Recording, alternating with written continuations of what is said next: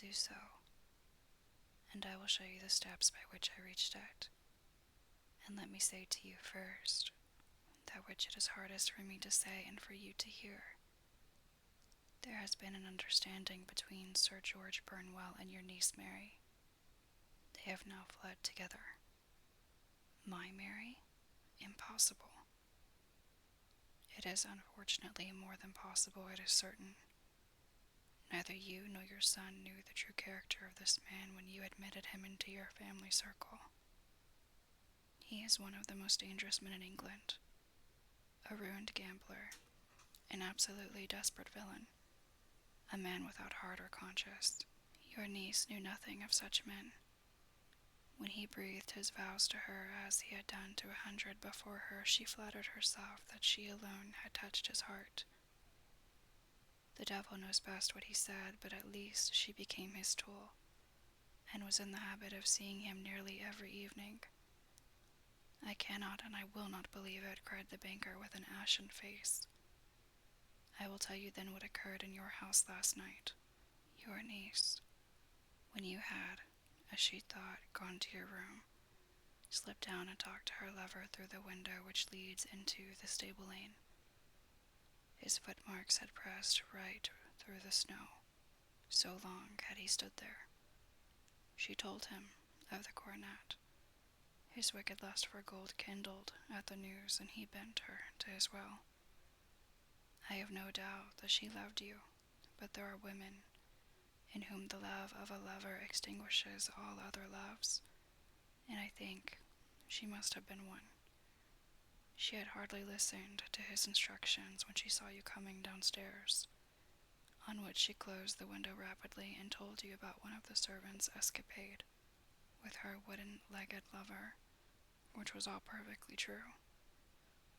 Your boy Arthur went to bed after his interview with you, but he slept badly on account of his uneasiness about his club debts. In the middle of the night he heard a soft tread pass his door, so he rose, and looking out was very surprised to see his cousin walking stealthily along the passage until she disappeared into your dressing-room. Petrified with astonishment, the lad slipped on some clothes and waited there in the dark to see what would come of this strange affair. Presently she emerged from the room again, and in the light of the passage lamp your son saw that she carried the precious coronet in her hands. She passed down the stairs, and he, thrilling with horror, ran along and slipped behind the curtain near your door, whence he could see what passed in the hall beneath. He saw her stealthily open the window, hand out the coronet to someone in the gloom, and then closing it once more hurry back to her room, passing quite close to where he stood hid behind the curtain. As long as she was on the scene, he could not take any action without a horrible exposure of the woman whom he loved. But the instant that she was gone, he realized how crushing a misfortune this would be for you, and how all-important it was to set it right. He rushed down just as he was, and his bare feet opened the window, sprang out into the snow, and ran down the lane, where he could see a dark figure in the moonlight. Sir George Burnwell tried to get away, but Arthur caught him, and there was a struggle between them, your lad tugging at one side of the coronet and his opponent at the other. In the scuffle, your son struck Sir George and cut him over the eye. Then suddenly something snapped, and your son, finding that he had the coronet in his hands, rushed back, closed the window, ascended to your room, and had just observed that the coronet had been twisted in the struggle, and was endeavoring to straighten it out when you appeared upon the scene. You then roused his anger by calling him names at a moment when he felt that he had deserved your warmest thanks. He could not explain the true state of affairs without betraying one who certainly deserved little enough consideration at his hands. He took the more chivalrous view, however, and preserved her secret, and that was why she shrieked and fainted when she saw the coronet, cried Mr. Holder. Oh my God, what a blind fool I have been, in his asking to be allowed to go out for 5 minutes. The dear fellow wanted to see if the missing piece were at the scene of the struggle. How cruelly I have misjudged him. When I arrived at the house," continued Holmes, "I at once went very carefully round it to observe if there were any traces in the snow which might help me. I knew that none had fallen since the evening before, and also that there had been a strong frost to preserve impressions. I passed along the tradesman's path and found it all trampled down and indistinguishable. Just beyond it, however, at the far side of the kitchen door, a woman had stood and talked with a man whose round impressions on one side showed that he had a wooden leg.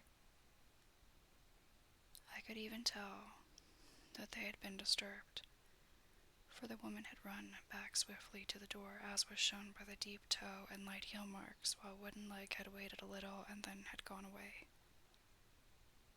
I thought at the time that this might be the maid and her sweetheart of whom you had already spoken to me, and inquiry showed it was so. I passed round the garden without seeing anything more than random tracks, which I took to be the police. But when I got into the stable lane, a very long and complex story was written in the snow in front of me. There was a double line of tracks of a booted man, and a second double line which I saw with delight belonged to a man with naked feet.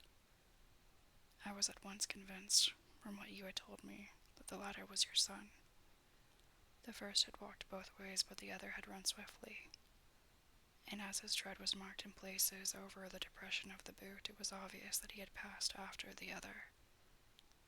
I followed them up and found they led to the hall window where Boots had worn all the snow away while waiting. Then I walked to the other end, which was 100 yards or more down the lane. I saw where Boots had faced round, where the snow was cut up as though there had been a struggle, and finally where a few drops of blood had fallen to show me that I was not mistaken. Boots had then run down the lane, and another little smudge of blood showed that it was he who had been hurt. When he came to the high road at the other end, I found that the pavement had been cleared, so there was an end to that clue.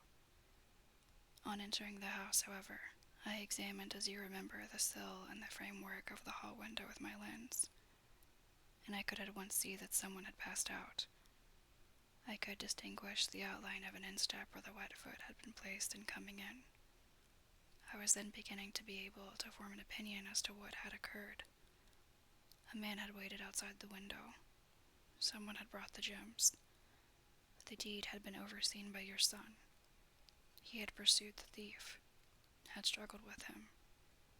They had each tugged at the coronet, their united strength causing injuries which neither alone could have effected. He had returned with the prize, but had left a fragment in the grasp of his opponent. So far I was clear.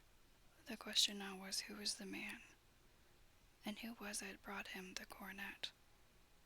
It is an old maxim of mine that when you have excluded the impossible, whatever remains, however improbable, must be the truth. Now I knew that it was not you who had brought it down, so there only remained your niece and the maids. But if it were the maids, why should your son allow himself to be accused in their place? There could be no possible reason. As he loved his cousin, however, there was an excellent explanation why he should retain her secret.